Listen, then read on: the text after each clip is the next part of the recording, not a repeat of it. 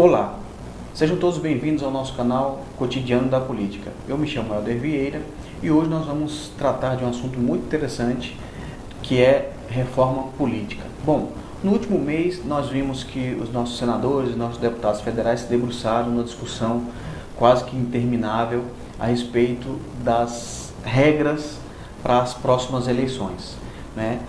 Chamando isso de reforma política, que na realidade acabou não reformando quase nada ou muito pouco do que realmente se esperava a respeito de uma discussão séria sobre o tema. Bom, entre muitos temas que foram ventilados e que ficaram de fora dessa reforma política, eu gostaria de pontuar que ainda existe a obrigatoriedade no voto, ou seja, a faculdade de votar ou não votar deixaram de fora. As pessoas ainda são obrigadas a votar, bem que eu não creio que exista muito essa obrigatoriedade, porque se você levar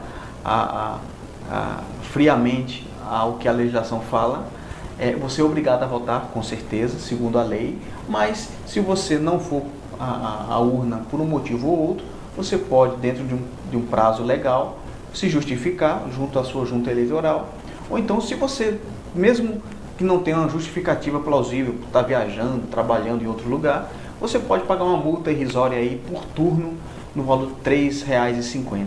E mesmo que você não tenha esses R$ 3,50 no dia que o cartório da junta eleitoral te der essa multa, né, de R$ 3,50, se for 2 turnos, aí chegando a R$ 7,00, você faça uma declaração de próprio punho, se dizendo, né, declarando que você é pobre no sentido jurídico do termo e existe amparo legal para que você nem pague essa multa. Então, dizer que o Brasil tem uma regra muito fechada a respeito da obrigatoriedade de votar é um pouco que forçar a barra. Mas, de qualquer forma, se você fizer esse pagamento, saiba que, e poucas pessoas sabem disso, esse valor que é pago nessa multa vai para o fundo partidário. E aí nós entramos diretamente no tema da reforma política, porque um dos temas que mais foram trabalhados, e aí os deputados e os senadores realmente se debruçaram sobre esse tema, foi aumentar o fundo partidário. Para que eles aumentaram o fundo partidário? Bom, primeiro eles criaram uma certa desculpa, porque, segundo o Supremo Tribunal Federal, não se pode receber doações de empresas privadas, né? Nem tampouco de empresa pública, mas de empresa privada não pode mais. Você só pode receber doações para a sua campanha se for uma doação própria, de você para você, né? Ou então se for de pessoa física para o seu diretório, para você. Sobre essa desculpa de que não haveria dinheiro suficiente para bancar uma campanha, o que é que eles decidiram? Vamos aumentar a nossa mesada, né, o fundo partidário, que vai ultrapassar facilmente os 3,5 bilhões de reais. Então, para as próximas eleições, sabemos todos nós que o bolo que é dado para os partidos políticos será aumentado para, em média, 3,5 bilhões de reais. Sem contar da gratuidade de propaganda eleitoral gratuita, né, que é falado na rádio, na TV, que de gratuito não tem nada, sai dos cofres públicos, porque se existe essa possibilidade, as empresas de comunicação acabam abatendo do seu imposto de renda, então deixam de pagar imposto. Se deixam de pagar imposto, não é gratuito, então quem acaba arcando e bancando sou eu, sou você, somos todos nós eleitores. Bom, passando essa discussão a respeito de aumentar os próprios benefícios, nós vimos que quem que terá acesso a esses benesses do governo? Bom, de forma bem rápida e sucinta, depois eu vou deixar a descrição no vídeo, você pode acompanhar de forma mais detalhada, qualquer coisa você manda um feedback para a gente responde, mas quem vai ter acesso a esse fundo partidário? Bom, primeiramente, esse fundo partidário ele é dividido, tá, de forma proporcional aos partidos que têm representação na Câmara Federal. Então, obedece-se primeiro aqueles partidos que têm deputados federais. Isso aí existe um valor de 2% que é igual para todos os partidos. Todos os partidos recebem, né, do fundo partidário, independente do tipo do partido que você tenha, do tamanho do partido, recebe-se 2%. Mas o grosso mesmo é pago de forma proporcional, né? Cerca de 20 a 30% é pago para os partidos que têm mais deputados federais. E também aqueles partidos que têm representação no Senado, então com um maior número de senadores, ou seja, os partidos maiores terão mais acesso a esse valor. Nós sabemos que esse valor muitas vezes é utilizado para compras de voto, para desvios, caixa 2, né? Então, para tentar evitar caixa 2, aumentaram o valor no bolso deles. Né? A gente sabe que na prática não vai mudar muita coisa, as práticas criminosas continuarão, mesmo porque oficialmente uma campanha não é feita dentro dos limites estabelecidos pela legislação.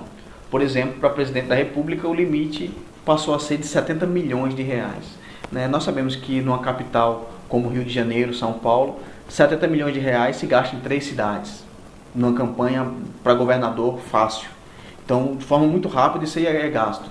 Oficialmente, claro que não se lança isso nos controles, né, nas prestações de contas, mas nós sabemos que para bancar gasolina, cabo eleitoral, propaganda, o marketing que é feito, o jurídico e etc., esse valor é muito ínfimo. Eu estou dando como exemplo uma campanha para presidente da República.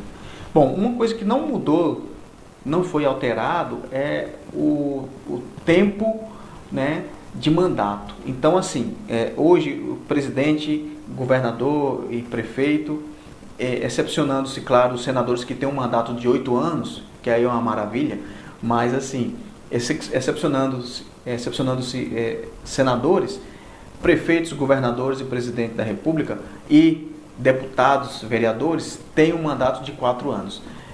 Para o legislativo, né, vereadores, deputados federais, deputados estaduais, esse aí pode se reeleger ad eterno. Por isso nós vemos aí senadores, deputados federais que têm 10 mandatos, vereadores que têm 15 mandatos. Então o cara não sabe fazer outra coisa senão ficar naquela cadeira lá comendo do governo.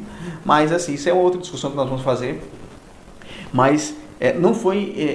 existe hoje no Brasil a reeleição. Então, como o caso do presidente, ele pode passar 4 anos como presidente, depois tentar uma reeleição e no total ficar 8 anos como presidente. A discussão seria diminuir para 5 anos esse mandato e daí sem direito à reeleição. 5 anos daria tempo suficiente para que o presidente ou o governador ou o prefeito fizesse um bom trabalho, acreditava-se assim, mas foi retirado de pauta, não foi analisado esse ponto. Sob a desculpa de que existem muitos partidos políticos e que é muito pulverizado e que muitas pessoas usam esses partidos políticos para financiar seus próprios interesses, né? Coligando, abrindo mão coligando só por causa de tempo em televisão, em rádio. Então, em 2020, a partir de 2020, para as eleições de prefeito e vereador, não haverá mais essa opção. Então, assim, não poderá mais haver coligação a partir de 2020. 2022, para presidente, será um outro cenário. Ainda não podemos dizer, mesmo que a lei hoje diga que aplica-se a 2022, mas nós não sabemos como se dará daqui até lá. Mas fato é que em 2020, sem coligar, porque aí evita muito em tese, evita muito dessa participação vendida nas eleições, onde um partido se coloca à disposição, vira um partido de aluguel, e isso acontece muito com os partidos menores. Muitas vezes esses partidos menores tratam e agem dessa maneira porque não existe um acesso maior à mídia, às redes sociais, né?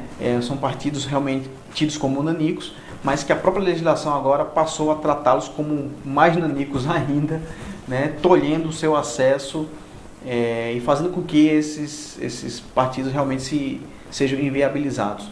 Por quê? Porque se esses partidos nessas eleições agora de 2018 não alcançarem o número de 2% mínimo, 2% da votação para deputados federais, eles ficarão de fora do tempo de TV e passarão a não receber o fundo partidário. Ou seja, se não tiver esses 2% de votação, não terão direito nem sequer aqueles 2% do fundo partidário que é distribuído de forma igual.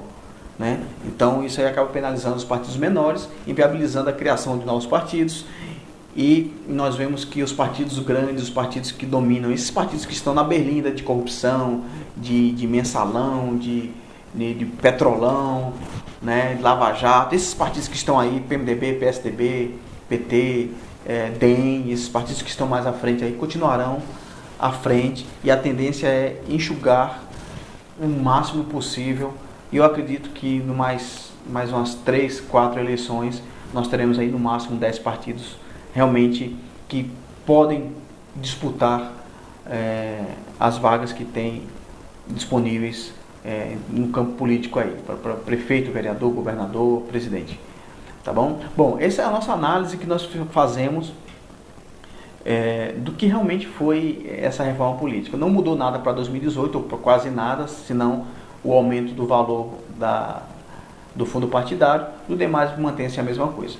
Se você gostou desse nosso bate-papo, se você gostou dessa nossa conversa, do nosso assunto, deixe o seu like, né, compartilha com o máximo de pessoas possível, até para dirimir dúvidas, né? Se você tiver alguma sugestão, basta deixar aqui nos comentários, que será o maior prazer para nós respondermos aos seus questionamentos.